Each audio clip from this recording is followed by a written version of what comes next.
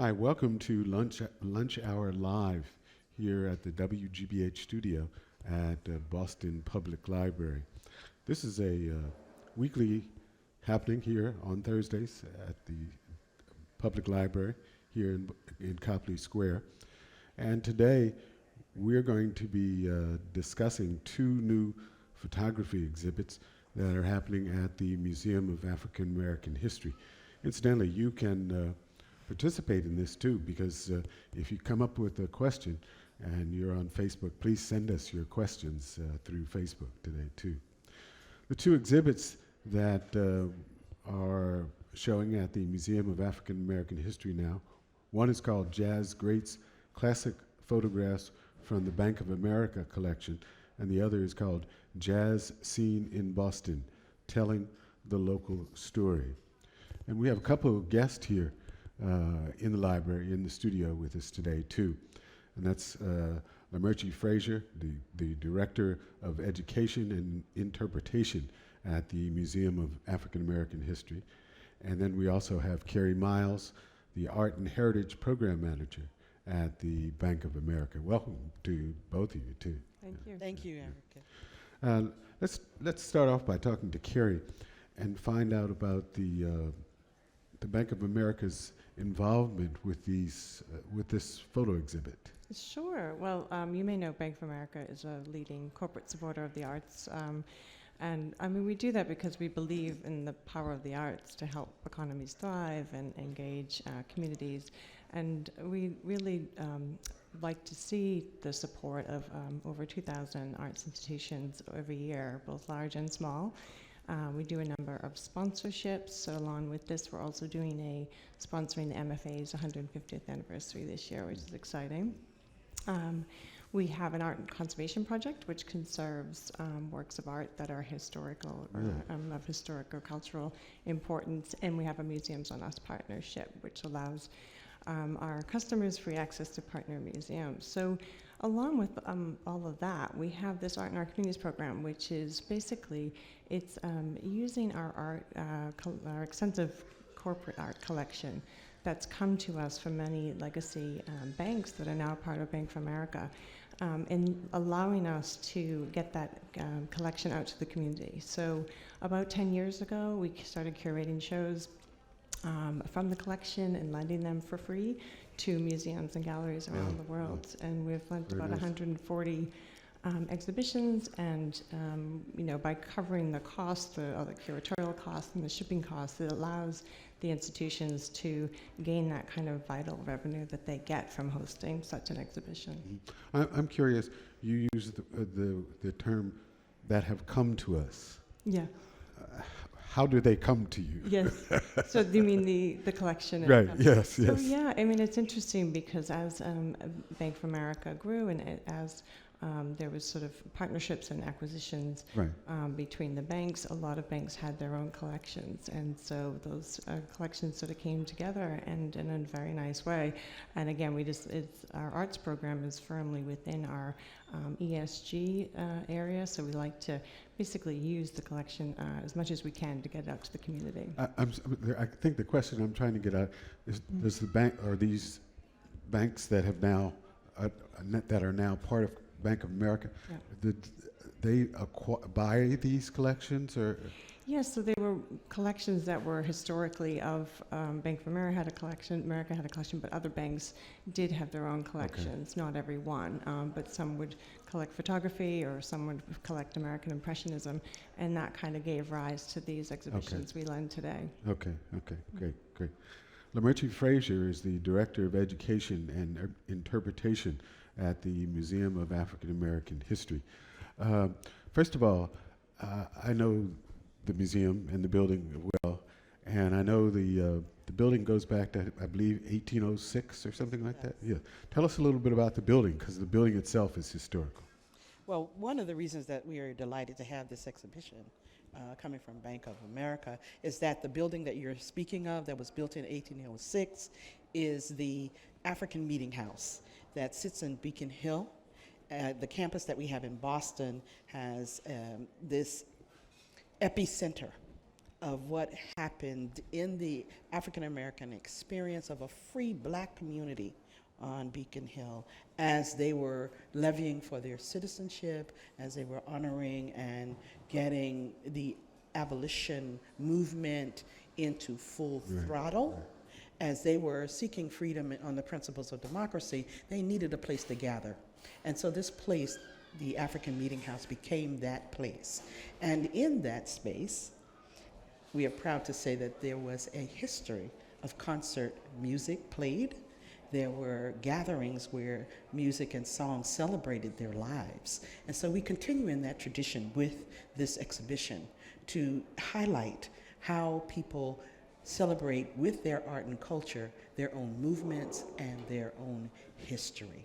So we are very pleased to have this exhibition in a space that is inviting to the public, that we want other people to see, and is accessible, that lends a breath to the continuum of the concerts that used to happen in that space. James Monroe Trotter, who is the father of William Monroe Trotter, who had the Guardian newspaper in Boston, wrote a book as an author. He was also in the 54th Regiment, and he spoke of music and some highly musical people, which describes what happened in that African Meeting House. Could you give us the address of the now the museum and also the website so people can find about events that will be happening in the future too? Absolutely. The website is www.maah.org. Okay. And the address is 46 Joy Street, right here in Beacon Hill behind the Capitol building. Okay, yeah. We have several of the photographs that are on display there. And why don't we take a look at some of those photos now? We'll start off with one of the photos from, it's actually one of our local figures with an international figure together, I guess, in this one, because we have Alma Lewis and Duke Ellington. Can you tell us anything about that? Yes, I know that Alma Lewis, who is the founder of the Museum of the National Center of African American Artists, had a jazz series and celebrities that she used to bring to Boston, and Duke Ellington was one of them. He is one of my favorites, as he describes his music as not only jazz, but African music. I actually went to a Duke Ellington concert at at the Playhouse in the Park. 1970, I think it was, that I went. And I met Duke Ellington and met a number of the band members there that day too, as a matter of fact. And Duke had a habit of giving you a kiss on the cheek, and I got the kisses on the cheeks from Duke Ellington, and got a Christmas card from Duke Ellington that year too. Wow, that's very special. Yeah. Very valuable now. We have another picture to look at too. This one is in front of Wallys on Mass Avenue. Anything you'd like to say about that one? I think it is, it's self-explanatory almost, because if you look at it closely, you'll see some of the iconic people in Boston and people who you might not recognize, but that this center around that venue of jazz is very special in that it's been in force for 72 years as a family African-American owned jazz club. And you go in and it's very narrow in its scope, but the big exciting thing is that the music explodes. Right. This picture, actually they've done a follow-up picture. This picture is based on the famous picture called A Day in Harlem or something like that. A picture that was taken in Harlem with a number of well-known musicians on the front steps. So that picture was done here in Boston. I couldn't be there. I was at the Newport Jazz Festival that day. Well, it's like a time capsule. Yeah. But yes, you're right. Wallys goes back to 1947, owned by the Walcott family then and now, too, as a matter of fact. Next, we have another picture. This one is a wonderful picture. It's the first time at the museum. It was the first time I saw this picture, or a picture of the drummer there, Matthew Carrington, who is the first generation of 3 generations of musical Carringtons that have come from our area. Yes.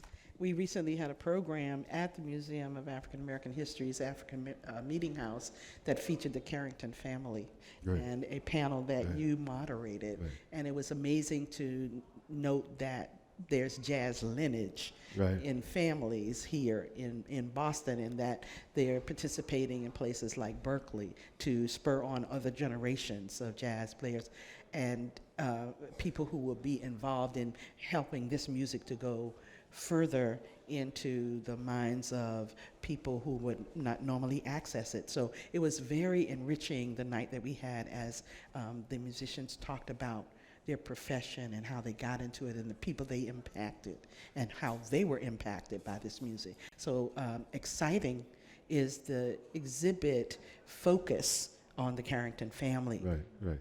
And, you know, they also, I think, just talked about what the cultural life was like at their particular time, because there was some age difference The between the generations. 3 panel members. Yes. So they all talked about a different time in the greater Boston area. As a matter of Yes. fact. We will have an extension of that conversation happening in March. Okay. And I just want to make people aware of that, to look on our website, because Lynn Carrington will be performing. Okay, great. And then we have a picture of a young Terry Lynn Carrington, too, as a matter of fact. Looking very intent playing those drums there, too. Yeah. I wonder how old she is. Do you have any idea how old she is I there? have no idea, but Right. it's precious. Right, yeah. She's now won, 3 Grammys, 4 Grammys? So, And we see where it begins. right, yeah. Now, these next pictures, Carrie, you may know a little more about these next pictures that we Sure. have to display here. This next one, can we see the next picture, please? This next picture is actually a very well-known Yeah. picture. It's Eric Dolphy. Sure. So this is an interesting one because it was taken in 1964 and used on one of the last albums to celebrate his music, The Last Date, and it was actually on the inner leaf and the back leaf, but it was a mirror image, so it was a slightly different image. It was the recording that the album was about was one of his last recordings in Holland about a month before he died in Berlin. So you're right, it's a very interesting image. It's a striking image. What I find interesting is it's by Chuck Stuart, obviously a well-known jazz Yes. photographer, and he was well known to have the background often blacked out, so you focused on the artist, whereas here he's done it kind of, again, the opposite. It's kind of like the white in the background, so you're really just focusing on the performer in his photographs, but it's a wonderful image. A number of the photos in the exhibition are actually Chuck Stewart's work. A number of them are, yes, yeah, yep, a great number. Obviously, he was just well regarded within the community and within this field. They said that he was kind of the opposite of the paparazzi, which I thought was great, because he wasn't a musician where some of the jazz photographer were, but he got to know all the members of the community, and they didn't feel intimidated by him at Right. all, and he would just be able to kind of mix in and take these wonderful photographs. Right, yeah. He was honored here in Boston maybe 20 years or so ago, and he came here to Boston and was Nice. very relaxed, very at Yeah. home with the people. So I certainly can imagine he was at home with all of the musicians too, Yeah. that he had a chance to Yeah, photograph too. absolutely. A wonderful picture of Eric Dolphy that I'm Mm. sure a lot of people recognize. Yeah. Interesting enough, he also gives us some idea of how some of these photographers use the vehicle of the camera to document these moments in jazz, Yeah. and how important they were for the history to keep going of this very unique form of African American contribution to art and culture in America and the world. Chuck Stewart gives us this story when he was 13 years old, he was gifted a Brownie camera when he lived Oh. in Texas. Oh. And Marian Anderson had visited his school, and he used the camera that day to capture her picture.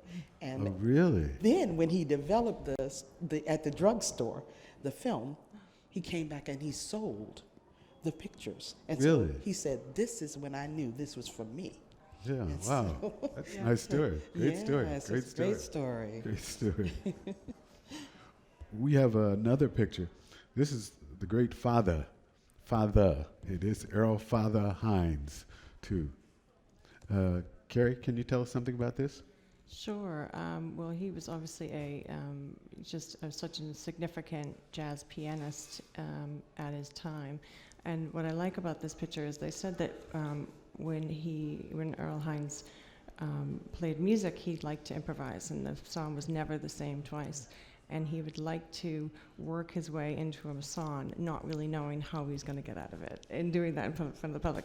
So this image I love, because I feel like it's at the end of one of those journeys where he has very well worked his way out of a song. Yeah. And probably happy with what he did, too. Absolutely. Yeah. Joy on his face. Yeah. Yeah. Another famous photo, if we can see that one, I can just see the top of, I think that's Cannonball Adderley's head, but that's Miles Davis in the foreground right there, playing that muted trumpet that he was so famous for using. Can you tell us something about this one? Well, and I believe there's also Jimmy Cobb in Right, this photo. right, So this is the right. three. So it's just an interesting one in that, again, he was on the scene. He was invited to photograph a lot of these people. He was often invited by the record company to photograph in the hopes of maybe getting a good album cover. So the image itself is of three sort of jazz legends all in one. And again, you kind of have that blacked out background, so you really do focus on those three essential figures. This is another Chuck Stewart photo? It is. Yes. All the ones that we're showing today are Chuck Stewart. Okay, yeah. What I like about that photograph is that there's Cannonball Adderley. I'm from Florida. Oh, and he was from Jackson. He was from Jacksonville, Right. like me. Oh, okay. And so he was one of Right. our heroes Right, in the right. music. Right. Jimmy Cobb is the only surviving member of that group that Miles had at that time, and he is very sick at the time. I think there's one of those Fund Me campaigns going to help him out because he's not doing well health-wise. Okay. Yeah. We have another famous photograph. This one is Mary Lou Williams. Yes, and again, this I think is a testament to the fact that Chuck Stewart could walk into these recording studios, and he didn't just take images of when the performers were playing. He took a lot of these sort of intimate backstage moments in between takes. And I love this one because I think she's just looking off into the distance. She's relaxing between takes, perhaps. But in her mind, I feel like the wheels of invention are still going, and she's still a lot going on there. Probably hearing, and the mind is moving while she's listening to something, playback or something. That's right. Right. Yeah. It also illustrates the mastery that he had with the camera. As he is a trained photographer, he works from that Brownie into a career that is framed professionally by Ohio University, where there was, at that time, there were only a couple of photography majors that could be had in universities, and he was allowed to be in that one as a black man. And so I think one of the things that comes from this exhibition is this idea that these are master artists who are making compositions out of their photographs. And again, this is a photo I know well, this next photo. John Coltrane and his wife, Alice Coltrane. I just find it interesting. They're both looking off in different directions in this photo, too. Yeah, and they were known as a very close couple, very strong couple. And again, it goes back to him, Chuck Stewart, being able to be so close to these Right. figures, and yet they're so relaxed. And Coltrane's, you talked about these being a record, a historical record, basically. Coltrane's son actually said he saw Chuck Stuart as his own kind of personal family historian. Really? And Really? what a wonderful gift to have. Yeah, that's nice. That's wonderful. So, well, we've gone through those 9 photos, but we did get some questions in too. Somebody wants to know, where does the bank keep the photos when they aren't on display? Yeah, they're in secure locations. Yeah, that's what why do I want to do that? Know that? Yeah, but really that's part of what this program is about, is making sure they're not just in storage, that they're out Right. circulating basically the country and often outside the U.S. as well. Here's a question. LaMarsha, I guess this one is for you. Why did Boston become such a hub for jazz?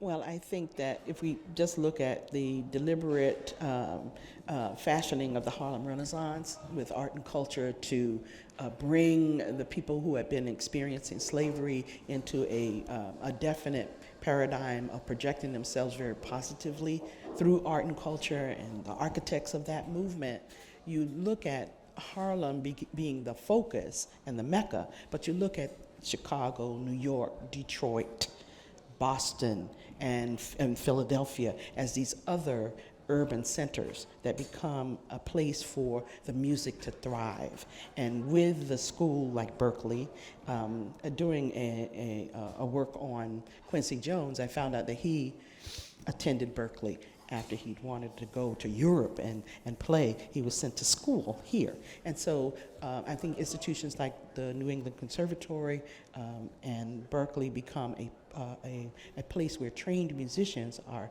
being emerging all of the time. But this embrace of jazz becomes a pivotal to Boston's scene. You would know better about that than I do in terms of that, but the respect for music as a unifying force to fight some of the obstacles that were in front of us is music in general. But this jazz being embraced even in France as Jesse Europe's band takes on this music being exposed in Europe during the First World War, and then moving on through the Harlem Renaissance to a place like Boston as a not only a money-making and economic source and resource, but a people source and a people connector where music is universal. And so I think a place like Boston that is honoring traditions is magical for that.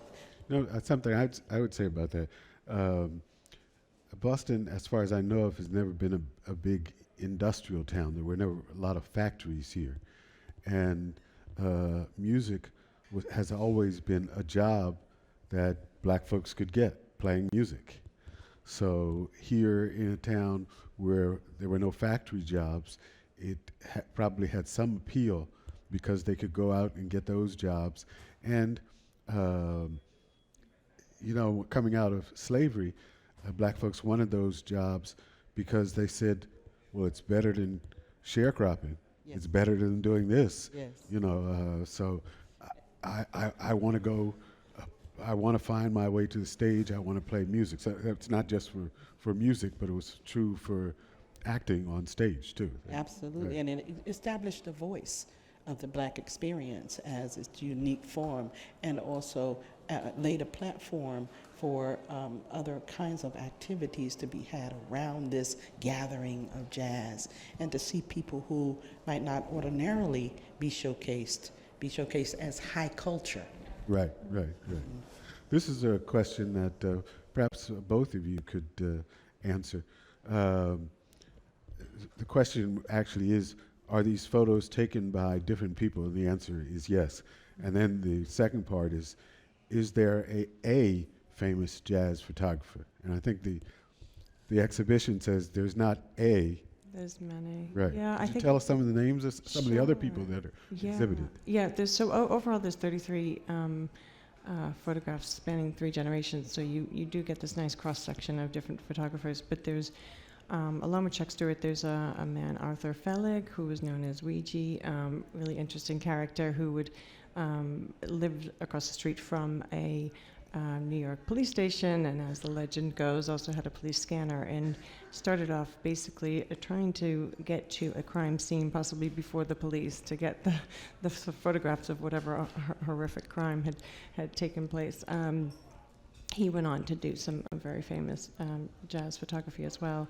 Anthony Armstrong Jones, who was famously married to Princess Margaret, he was known for his kind of very elegant magazine covers of notable personalities, but loved to photograph anything in the arts and fashion and design. There's Milt Hinton, which was a bass player himself, exactly. And again, he used that as a way to kind of get in with the crowds, and he was actually in the crowds playing, and then he was then photographing his his friends and his companions. So there's a number of great photographs. Yeah. Right. And you said there are 33 different photographers? 33 different pieces of work and about eight photographers. Okay. Yeah. Okay, good. Very quickly, could you answer, both of you answer the question, did you have a favorite in the exhibit? The one that you just say, oh, I'd love to have this one hanging on my wall. Well, I did. Okay. I do. Okay. I think that Milt Hinton's photographs of the artists at leisure or in the dressing room, he boasts of being able to get to the celebrities in their least known moments. And I thought that those were indicative of the real life of a musician. And so for me, aside from those that are on the stage, is the power of what they do backstage as they are with their groups and people. And Okay. Carrie? And I think similarly, mine would be the Dizzy Gillespie at a jazz festival in Nice, in France, where he is, blowing up his very famous cheeks and showing children the kind of mechanics of trumpets and being a performer. And I just think it's such an engaging image. I like the Dolphy one. I like the it's Dolphy. striking.